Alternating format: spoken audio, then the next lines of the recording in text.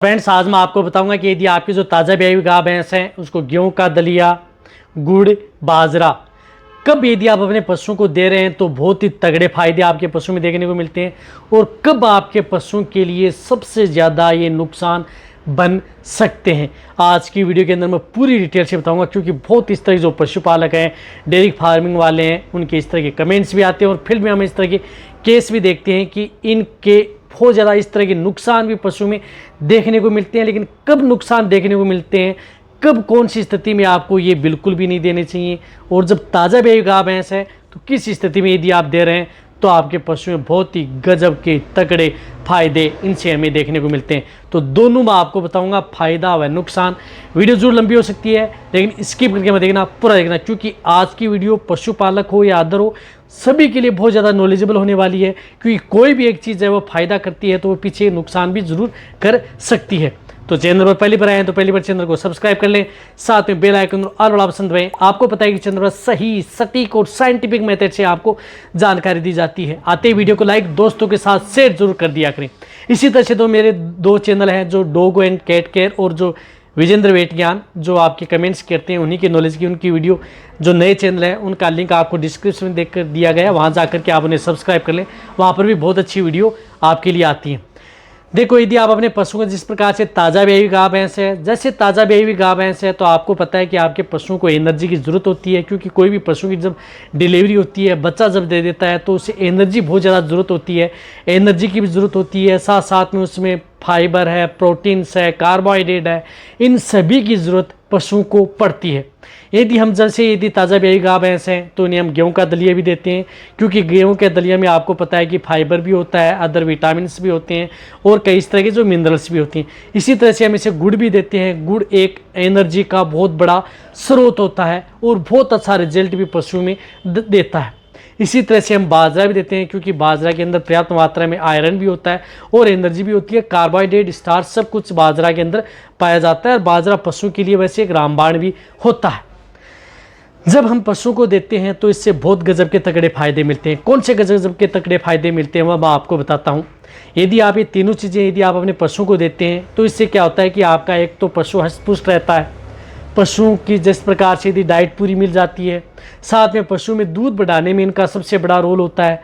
ताकि, और रही बात, जो पशु यदि जेर नहीं डालता है तो वह पशु आसानी से जेर गिरा देता है। ये यदि आप अपने पशु को देते हैं, ताज़ा ब्याई गाय भैंस को यदि आपने गेहूं का दलिया दे दिया, बाजरा दे दिया, गुड़ दे दिया, इन सभी को यदि आप मिक्स करके देते हैं तो इससे आप पशुओं की जेर गिरा सकते हैं यदि जेर नहीं डाल रहा है। साथ में यदि पशु में दूध की मात्रा है वह बढ़ा सकते हैं। यदि जिन पशु में दूध की मात्रा नहीं बढ़ पा रही है, दूध प्रॉपर नहीं दे पा रहा है, या जो पशु जिस प्रकार से पहले ब्यावत में दूध कम था, अब दूध कम हो गया है, तो उस स्थिति में दिया जाता है और इससे आप अपने पशुओं में दूध की मात्रा बहुत अच्छी मात्रा में ले सकते हैं। कहने का मतलब है कि दूध अच्छी मात्रा में ले सकते हैं।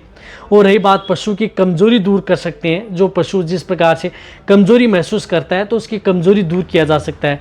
और जिस प्रकार से डाइजेशन के लिए भी जिस प्रकार से पच जाता है, इतना पशु को जोर नहीं आता है यदि ताज़ा ब्याई गाय भैंस है। अच्छे रिजल्ट पशु में देखने को मिलते हैं, क्योंकि आपको पता है कि जो पशुपालक है जो गेहूं का दलिया है उसको गर्म करता है, बाजरे को भी साथ में गर्म करके देता है, बाद में इसमें गुड़ मिला करके पशुओं को देता है।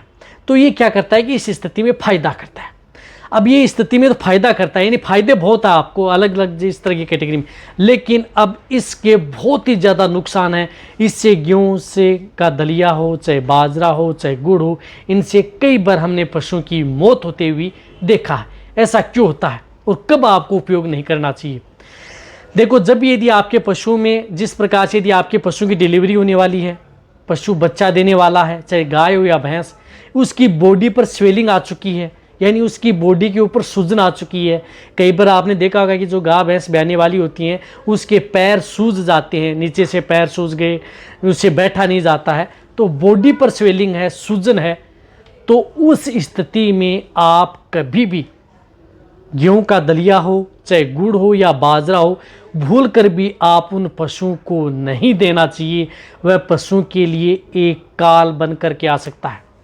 इसी तरह से यदि आपके पशु में जिस प्रकार से डायरिया करना स्टार्ट कर दिया है, बॉडी में सूजन भी आ गई, पतला पतला डायरिया भी पशुओं को होना स्टार्ट हो गया है, वह रुक ही नहीं रहा है, यानी पतला डायरिया कर रहा है, रुक नहीं रहा है, उस स्थिति में भी आपको गेहूं का दलिया हो, गुड़ हो, हो या बाजरा, ये तीनों चीज़ें आप उस पशु को भूल कर भी आपको नहीं देनी चाहिए। समझ गए आप। इसी तरह से यदि आप अपने पशु को जिस प्रकार से, यदि आपके पशु में पेट में बच्चा फंस चुका है, यानी पेट में बच्चा फंस चुका, बच्चा नहीं निकल रहा है, आप अपने वेटरनरियन को बुलाया, फिर उनसे हाथ किया, अंदर हाथ करके उनसे बच्चे को बाहर निकाला, समय ज़्यादा निकल चुका है, यानी समय ज़्यादा लगा, पशु है बहुत ही ज़्यादा उसे तंगाई हुई, और फिर उस बच्चे को बाहर निकाला, यदि बच्चा मरा हुआ निकला तो उस स्थिति में तो आप कभी भी, या पेट में बच्चा मर चुका है या पेट में बच्चा मरा हुआ यदि आपने हाथ से बाहर निकाला है, तो भी आप कभी भी गेहूं का दलिया, बाजरा और गुड़, ये तीनों चीज़ें आप उस पशु को भूल कर भी न दें। वह आप उसे बीमारी का कारण बनेंगे, और बीमारी का कारण बनेंगे तो आपके पशु में नुकसान होगा और बाद में कई तरह की बीमारी देखने को मिलेंगी। तो वह भी आप अपने पशु को नहीं देना चाहिए।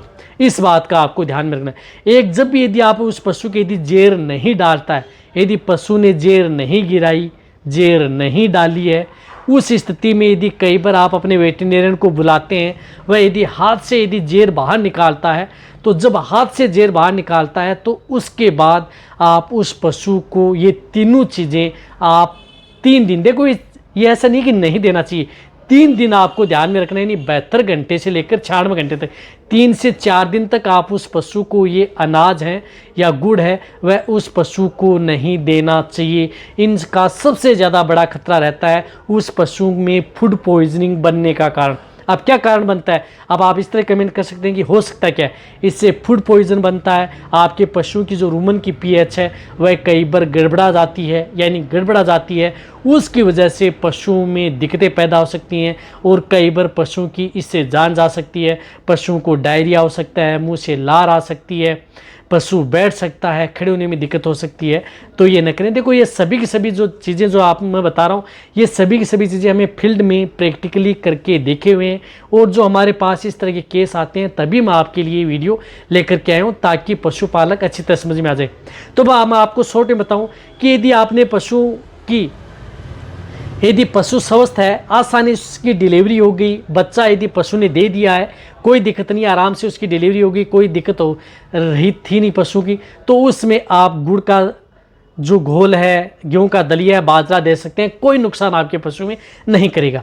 लेकिन जो मैंने आपको ये बातें बताई हैं, जिस प्रकार से डिलीवरी में दिक्कत हुई, हाथ से निकलवाई, बच्चा फंस गया, पेट में बच्चा मर गया, सूजन आ गई, उस स्थिति में आप कभी भी आप उस पशु को 72 घंटे से लेकर के 96 घंटे तक, यानी 3 दिन से लेकर के 4 दिन तक आपको ये चीज़ें नहीं देनी चाहिए। उसके बाद में आप ये चीज़ें दे सकते हैं, देना तो है ही बाद में आप, लेकिन बाद में आप उस पशु को दे सकते हैं। उस कंडीशन में आप अपने पशु को एनर्जी बूस्ट करने के लिए कुछ इस तरह की जो टॉनिक लिक्विड आते हैं वह आप ला करके आप अपने पशु को दें, बेटर रिजल्ट देखने को मिलेगा। तब आप अच्छी तरह समझ गए होंगे कि यदि आप अपने पशु गेहूं का दलिया, गुड़, बाजरा, यदि आप अपने पशु को क्या फायदा करता है और क्या नुकसान करता है। तो वीडियो जितना हो सकता है शेयर कर दें सभी पशुपालक, क्योंकि इससे कई बार पशुओं की बहुत ज़्यादा डेथ होती है।